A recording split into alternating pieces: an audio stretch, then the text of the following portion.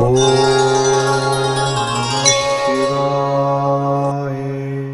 நேயர்களே, spiritual TV நேயர்களுக்கு லக்ஷ்மணன் அன்பு வணக்கங்கள். இப்போ நம்ம பார்க்க போகிறது வார ராசி பலன் 17ஆம் தேதியிலேருந்து 23ஆம் தேதி வரை எப்படி இருக்க போதான்னு பார்க்க போகிறோம்.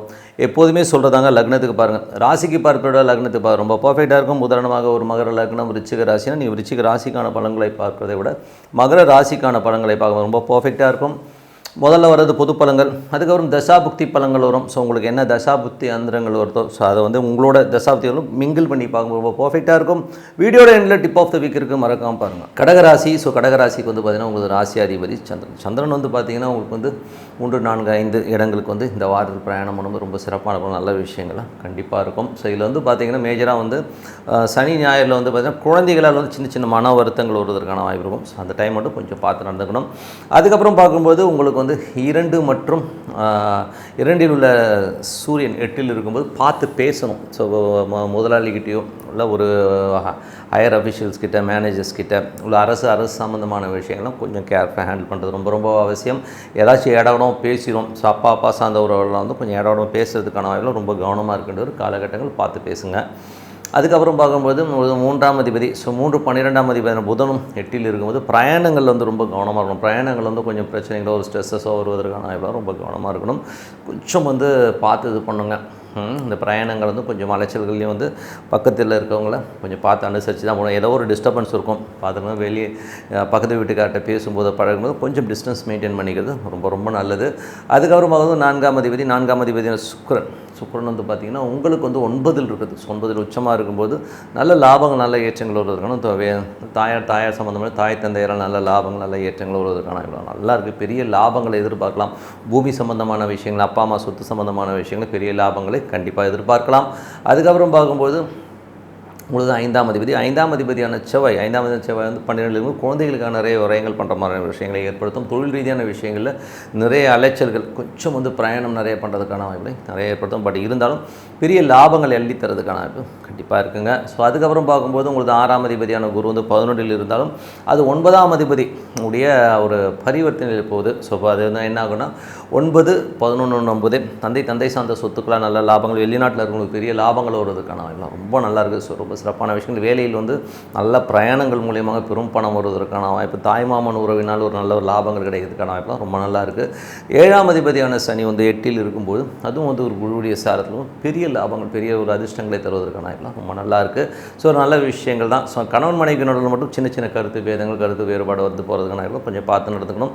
மற்றபடி வந்து பார்த்திங்கன்னா 9ஆம் அதிபதியான குரு வந்து பார்த்திங்கன்னா உங்களுக்கு ஒரு பரிவர்த்தனையில் இருக்கும்போது பெரிய லாபங்கள் எள்ளி தரதுக்கான வாய்ப்புலாம் ரொம்ப சிறப்பாக இருக்குது. 10ஆம் அதிபதியான செவ்வாய் வந்து 12இல் இருக்கும்பொழுது உங்களுக்கு வந்து கொஞ்சம் 10, 12 தொழில் ரீதியான விஷயங்களில் வந்து கொஞ்சம் அலைச்சல்கள் ஏற்படுறதுக்கான வாய்ப்பெலாம் இருக்குது. கொஞ்சம் தொழிலில் கொஞ்சம் கவனமாக இருக்கணும். ஏதாச்சும் இடகடமாக வந்து பெரிய லாபம் வருதுன்னு சொல்லிட்டு அகலக்கால் வைக்காமல் இருக்கிறது ரொம்ப ரொம்ப நல்லது. 11ஆம் அதிபதி சுக்கிரன் உச்சமாக இருக்கிறது வந்து பெரிய லாபமும் பெரிய வெற்றிகளையும் கொடுக்கறதுக்கான வாய்ப்புலாம் ரொம்ப சிறப்பாக இருக்குங்க. ஸோ இதுவரை பார்த்தது வந்து பார்த்தீங்கன்னா பொது பலன்கள். இப்போ பார்க்க போது தசாபுக்தி பலன்கள். கடக லக்னமாக இருந்து சூரிய தசாபுக்தி அந்த சூரியன் வந்து பார்த்திங்கன்னா 2ஆம் அதிபதி 8இல் இருக்கும்போது பார்த்து பேசணும். முதலாளி மற்றும் அது அரசு சார்ந்த விஷயங்கள் எல்லாம் கொஞ்சம் கவனமாக இருக்கிறது ரொம்ப நல்லது. அப்பா கிட்ட பேசும்போதோ பழகும்போது கொஞ்சம் வாக்குவாதங்கள் வர்றதுக்கான வாய்ப்பு இருக்குனாலும் கொஞ்சம் கவனமாக இருக்கணும். கடக லக்னமாக இருந்து சந்திர தசாபுக்தி, சந்திரன் வந்து பார்த்திங்கன்னா உங்களுக்கு 3, 4, 5 இந்த பீரியடில் ட்ராவல் ஆகும்போது சனி ஞாயிறில் மட்டும் குழந்தைகளாக இருந்து சின்ன மனக்கசப்புகளோ மன வருத்தங்களோ வர்றதுக்கான வாய்ப்புகளும் ரொம்ப கவனமாக இருக்கணும். அதுக்கப்புறம் பார்க்கும்போது கடக லக்னமாக இருந்து செவ்வாய் தசாபுக்தி, செவ்வாய் வந்து பார்த்திங்கன்னா உங்களுக்கு வந்து 6ஆம் அதிபதி 12 வேலை விஷயமாகவும் தொழில் ரீதியான விஷயம் நிறைய அலைச்சல்கள் இருக்கிறதுக்கான வாய்ப்புகள் இருக்கும். கொஞ்சம் கவனமாக போகணும். பட் நல்ல லாபங்கள் வர்றதுக்கான வாய்ப்புலாம் ரொம்ப நல்லாவே இருக்குது. அதுக்கப்புறம் பார்க்கும்போது கடக லக்னமாக இருந்து ராகு தசாபுக்தி, ராகு 9இல் இருந்து சனியுடைய சாரத்தில் போகும்போது கொஞ்சம் கவனமாக இருக்கணும்.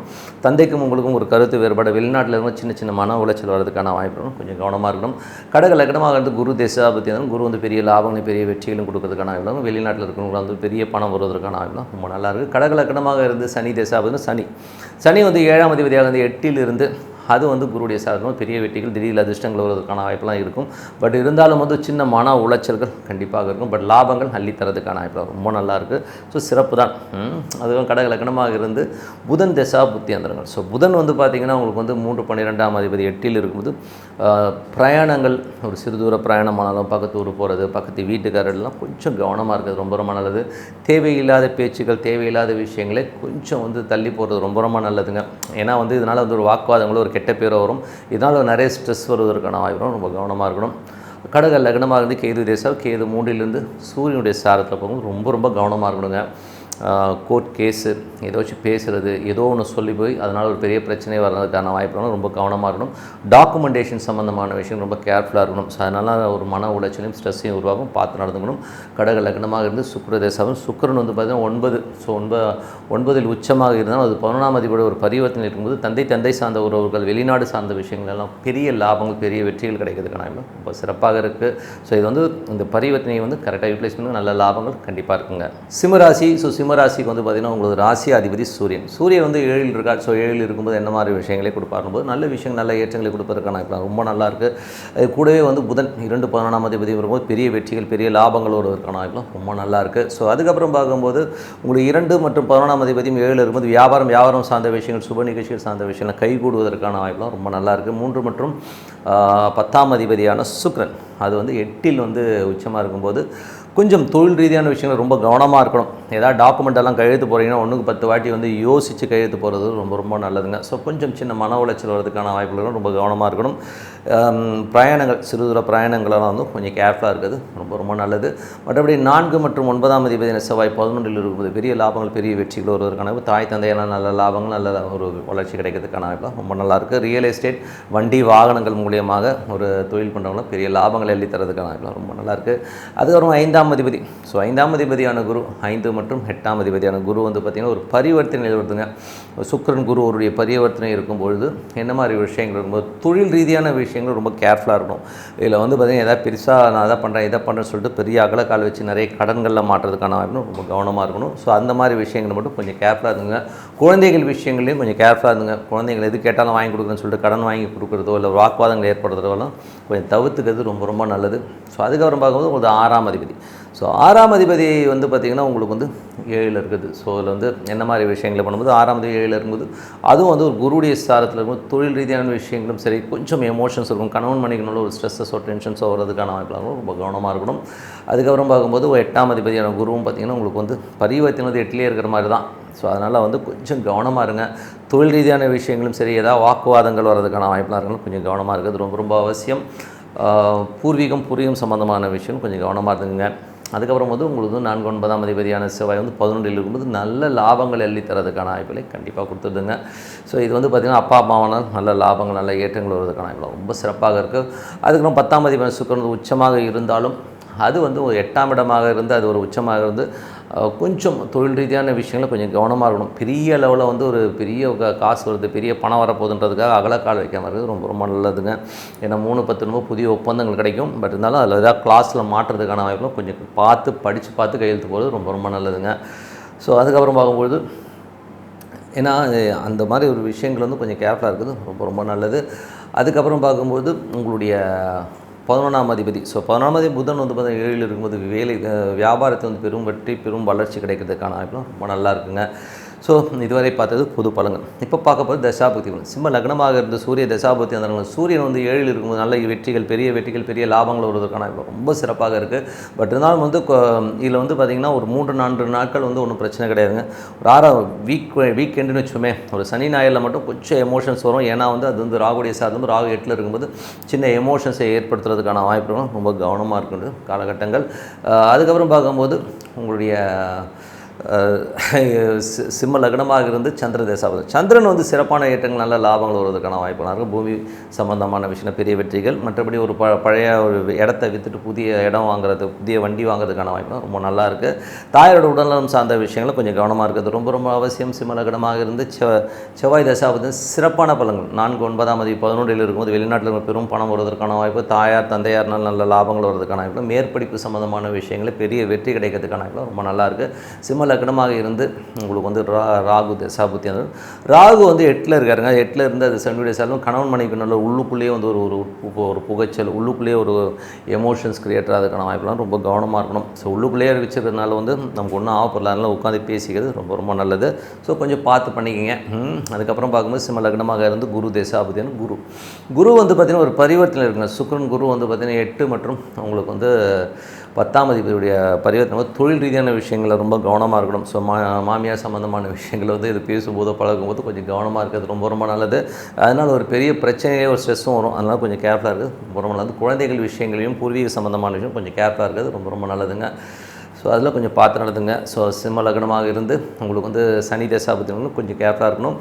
புதன் தசாபுத்தி அந்தரங்களில் வந்து பார்த்தீங்கன்னா பெரிய பணங்கள் வர்றது, பெரிய லாபங்கள் வர்றதுக்கான, பெரிய வியாபாரம் பண்ணுறதுக்கான ரொம்ப நல்லாயிருக்கு.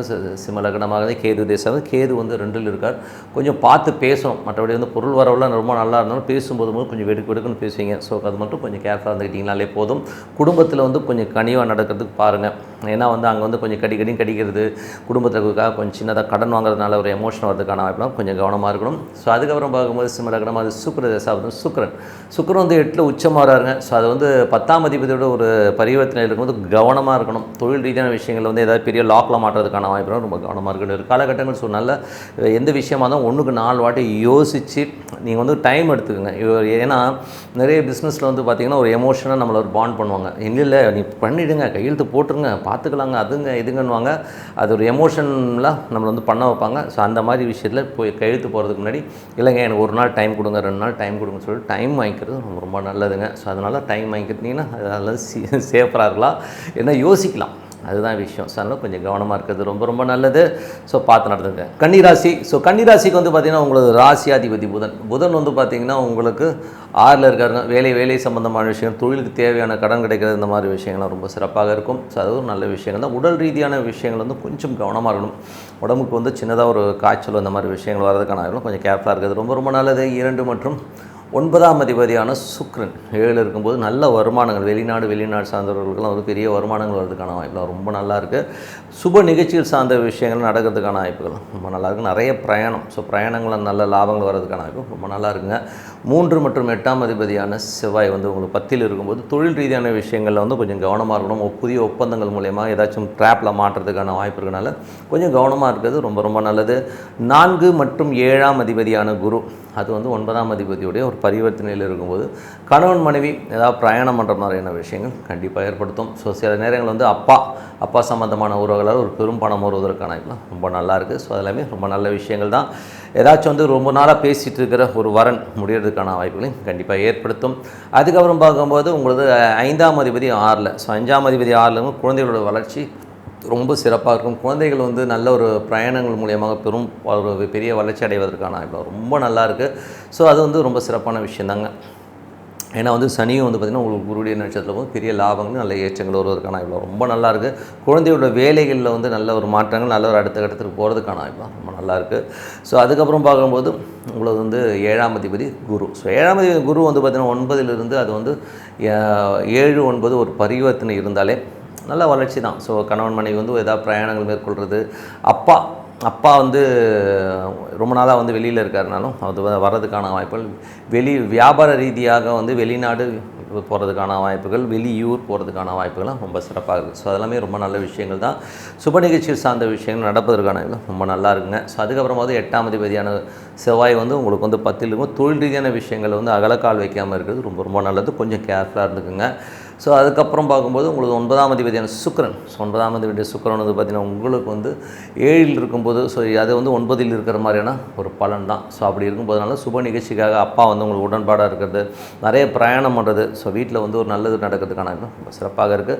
10ஆம் அதிபதியான புதன் வந்து பார்த்திங்கன்னா உங்களுக்கு 6ல் இருக்கும். தொழில் ரீதியான விஷயங்களில் வந்து ஏதாவது கடன் வாங்க கேட்டிருந்தீங்கன்னா கிடைக்கிறதுக்கான வாய்ப்பு, அடுத்த கட்டத்துக்கான முயற்சிகள் வந்து பெரிய வெற்றிகள் கிடைக்கிறதுக்கான வாய்ப்பு ரொம்ப சிறப்பாக இருக்குது. ஸோ அதுக்கப்புறம் பார்க்கும்பொழுது உங்களுக்கு 11ஆம் அதிபதியான சந்திரன். 11ஆம் அதிபதி சந்திரன் வந்து பார்த்திங்கன்னா உங்களுக்கு வந்து நல்ல பிரயாணங்களும் நல்ல வளர்ச்சியும் கொடுக்கறதுக்கான ரொம்ப சிறப்பாக இருக்குது.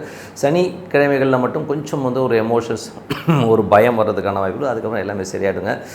ஸோ அதுக்கப்புறம் என்னங்க, ஸோ அதுக்கப்புறம் உங்களுடைய 12ஆம் அதிபதி சூரியன். 12ஆம் அதிபதி சூரியன் வந்து பார்த்திங்கன்னா வேலை விஷயங்கள் வந்து கொஞ்சம் அலைச்சல்களையும் கொஞ்சம் பிரயாணங்களையும் கொடுக்கும். அப்பா சார்ந்த உறவுகளில் வந்து பார்த்திங்கன்னா சின்ன வாக்குவாதங்களே இல்லை அப்பா சார்ந்த விஷயங்களில் வந்து கொஞ்சம் வந்து ஒரு ட்ரீட்மெண்ட்டோ ஒரு ஹாஸ்பிட்டல் போகிற மாதிரி விஷயங்களே சில பேருக்கு ஏற்படுத்தும். மற்றபடி எல்லாமே சிறப்பு தான். ஸோ இப்போ பார்த்தது வந்து பார்த்திங்கன்னா புது பலங்கள், இப்போ பார்க்கும்போது தசாபுத்தி பலங்கள். ஸோ கன்னி லக்னமாக இருந்து சூரிய தசாபுத்தி அந்த சூரியன் வந்து 12ஆம் அதிபதி 6ல் இருக்கும்போது வேலை விஷயங்களில் வந்து நிறைய பிரயாணம் பண்ணுற மாதிரியான விஷயங்களை கண்டிப்பாக ஏற்படுத்தும். மற்றபடி மற்றபடி எல்லாமே சிறப்பு தான். அதுக்கப்புறம் அப்பாவுடைய உடல் ரீதியான விஷயங்களும் கொஞ்சம் கவனமாக பார்த்துக்கிறது ரொம்ப ரொம்ப நல்லது. அதுக்கப்புறம் கன்னி லக்னமாக இருந்து சந்திர தசாபதி, சந்திரன் வந்து சிறப்பான பலன்கள் நல்ல ஒரு ஏற்றங்களை கொடுப்பதற்கான இப்போ ரொம்ப நல்லாயிருக்கு.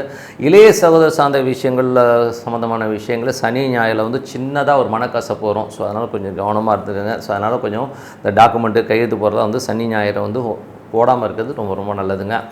அதுக்கப்புறம் வந்து கன்னி லக்னமாக வந்து செவ்வாய் தசாபதி, செவ்வாய் வந்து 3 8ஆம் அதிபதி 10ல் இருக்கும்போது தொழில் ரீதியான விஷயங்கள் ஒரு மனக்கலக்கத்தையும் ஒரு ஸ்ட்ரெஸ்ஸையும் கொடுக்கறதுக்கான ரொம்ப கவனமாக இருக்கின்ற ஒரு காலகட்டங்கள். ஸோ இருந்தாலும் வந்து கொஞ்சம் வந்து எமோட் ஆவீங்க, கொஞ்சம் பார்த்து நடந்துக்கிறது ரொம்ப ரொம்ப நல்லது. மற்றபடி வந்து பார்த்திங்கன்னா கன்னி லக்னமாக இருந்து ராகு தசாபதி, ராகு வந்து 7ல் இருந்து அது 6ஆம் அதிபதி ஒரு சனியுடைய சாரத்தில் போகும்போது கணவன் மனைவிக்கு நல்ல உள்ளுக்குள்ளேயே வந்து ஒரு மனப்புகைச்சல்கள் இருக்கும். ஸோ கொஞ்சம் வந்து ஒரு டிஃப்ரென்ஸ் ஆஃப் பெயின் மனசுக்குள்ளேயே வந்து குமுறிக்கிட்டே இருப்பீங்க.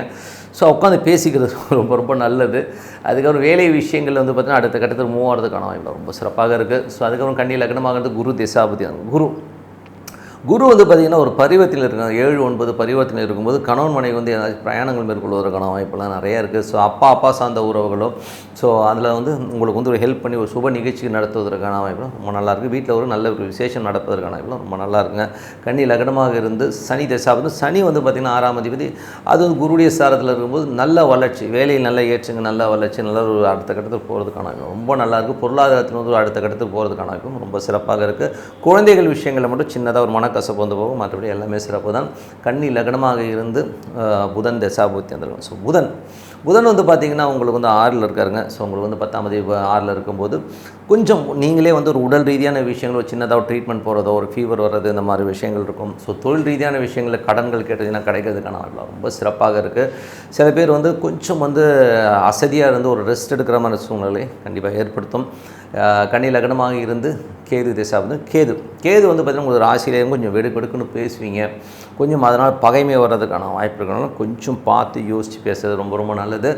கன்னி லக்னமாக வந்து சுக்கிர தசாபதி, சுக்கிரன் 7ல் இருந்தாலும் அது 9ஆம் அதிபதியுடைய ஒரு பரிவர்த்தனையில் இருக்கும்போது நல்ல பிரயாணங்களில் நல்ல லாபங்கள், நல்ல ஏற்றங்கள், அப்பா சார்ந்த சொத்துக்கள் சம்மந்தமான விஷயங்கள் பெரும் பணம் வருவதற்கான வாய்ப்பு ரொம்ப நல்லாயிருக்கு.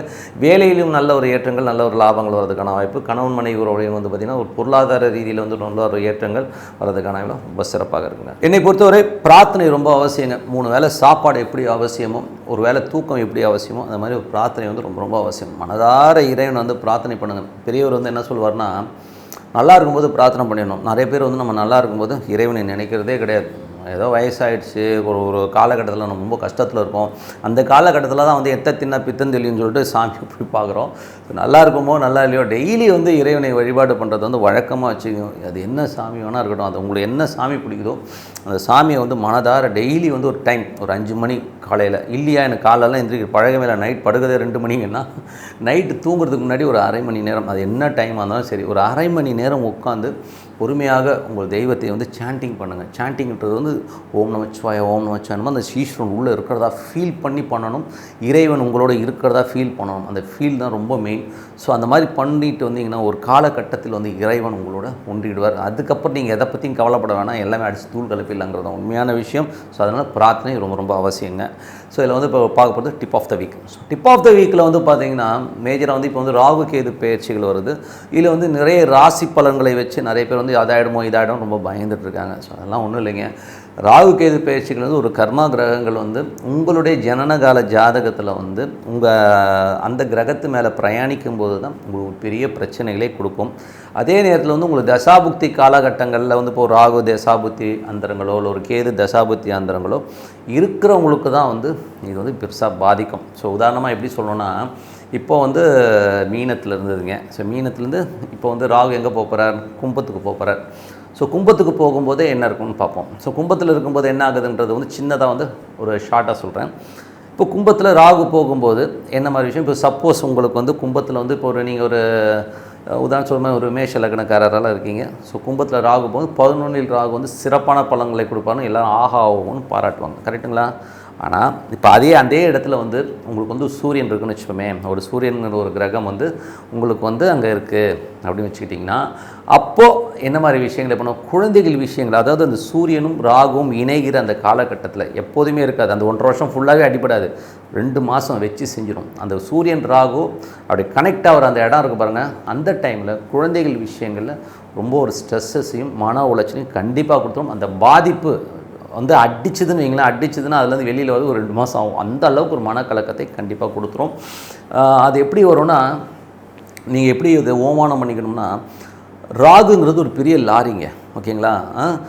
நீங்கள் வந்து ஒரு பைக்கு, ராகு வந்து அந்த சூரியனை வந்து அப்படி அந்த கனெக்ட் ஆகிற அந்த டைம் இருக்குது பார்த்தீங்களா, லாரி வந்து சைக்கிள் அடிச்சதுன்னா என்னாகும், பைக் அடிச்சதுனாவும் பைக்கு சேதாரம் அதிகமாக இருக்கும், ஓகேங்களா? இது வந்து நம்ம கர்மா தான், நம்ம பண்ணதோட ஒரு பழைய கர்மா வந்து இப்போ அடிக்கிறது தான் இது. ஸோ உங்கள் ஜனனகால ஜாதகத்தில் சப்போஸ் சூரியன் கும்பத்தில் இருக்குது, அப்போ ராகு அதை அட்டாக் பண்ணுற அந்த காலகட்டத்தில் அந்த டிகிரியில் கனெக்ட் ஆகும்போது அப்போது உங்களுக்கு அந்த எமோஷன். இப்போ குழந்தைகள் 5ஆம் பாவாதிபதியாக வரும்போது மேஷ லக்னத்துக்கு 5ஆம் பாவாதிபதியும் லாபங்களை கொடுப்பார், எல்லாமே கொடுத்தாலும் அந்த அட்டாக்கிங் டைமில் வந்து பெரிய ஒரு ஸ்ட்ரெஸ்ஸை கொடுத்துரும். அதுலேருந்து இதை அடித்து முதல் 1 மாதம், அதுக்கு அடுத்த மாதம் கிட்டத்தட்ட 2லேருந்து 3 மாதம் நீங்கள் வந்து அந்த 2வது மாதம் ரொம்ப ஹெவியாக எஃபெக்ட் ஆகும். 3வது மாதம் அந்த காயங்கள் ஆறதுக்கு ஒரு மாதம். ஸோ அந்த அளவுக்கு வந்து ஒரு எஃபெக்ட்டு கண்டிப்பாக கொடுத்துரும். ஆனால் அங்கே கிரகம் இருக்கணும். கிரகம் இல்லைன்னா அதை பற்றி கவலையே பட வேணாம், ஒன்றுமே ஆகாது, ஜாலியாக இருந்துடலாம். யாருமே வந்து அதை பற்றி கவலையே பட வேணாம், ஓகேங்களா? இப்போ சப்போஸ் வந்து சந்திரன் இருக்குன்னு வச்சுமே, சந்திரன் இருக்குன்னா என்ன 4ஆம் தேதி தாயாரோட உடல்நலம் சார்ந்த விஷயங்களையோ தாயார் விஷயங்களும் பெரிய பாதிப்பை ஏற்படுத்தும். வண்டி வாகனங்கள் மூலியமாக ஒரு பெரிய ஆக்சிடென்ட்ஸ் இந்த மாதிரி விஷயங்களை நடக்கிறதுக்கான வாய்ப்பில் கண்டிப்பாக ஏற்படுத்தும். ஸோ அதனால் கொஞ்சம் கவனமாக இருக்கணும் அப்படிங்கிறத நம்ம வந்து மைண்டில் வச்சோம். அதுவும் அந்த ராகு இப்போ ஒன்றோட ஒரு 10 டிகிரியில் இருக்குன்னு, ராகுவும் சந்திரனும் 10 டிகிரி ஒரு 8 டிகிரியில் இருக்கும்போதே வந்து அது இணைவை வந்து நம்ம கொஞ்சம் கேர்ஃபுல்லாக இருக்கணுங்கிறத வந்து மைண்டில் செட் பண்ணிக்கிட்டிங்கன்னா அதெல்லாம் இல்லை. ஸோ இது இப்படி தான் கேதுவும் வந்து பார்த்திங்கன்னா இப்போ சிம்மத்துக்கு வரார். சிம்மத்தில் வந்து சப்போஸ் சூரியன் அங்கே இருக்குன்னு வச்சுமே, கேது சூரியன் ரெண்டுமே இணையுதுன்னு வச்சுப்போம். உங்களுக்கு ஜனகால ஜாதகத்தில் வந்து சிம்மத்தில் சூரியன் இருந்து அங்கே கேது அட்டாக் ஆச்சுன்னா கண்டிப்பாக அப்போ குழந்தைங்க வந்து உங்களை வந்து ஒரு பெரிய வழக்குகளையோ பிரச்சனையோ உருவாக்கி ரொம்ப ஸ்ட்ரெஸ் பண்ணிடுவாங்க. அது ஒரு 3 மாதம் தான், 1.5 வருஷம்லாம் இருக்காது, நல்லா புரிஞ்சு 3 மாதம் மேக்ஸிமம் 3 மாதம் அந்த ஸ்ட்ரெஸ்ஸை கண்டிப்பாக இருக்கும். அதுக்கப்புறம் சரியாயிடும். ஸோ அதனால் வந்து இப்படித்தான் ராகு கேது பயிற்சிங்கிறது நடக்குமே ஒழிய, அங்கே கிரகங்கள் இல்லாத, எனக்கு அங்கே கிரகமே இல்லைங்க, கும்பத்தில் கிரகம் இல்லைங்க, சிம்மத்தில் கிரகம்னா ராகு கேது ஒன்றும் பெரிய ப்ராப்ளத்தை பண்ணாது.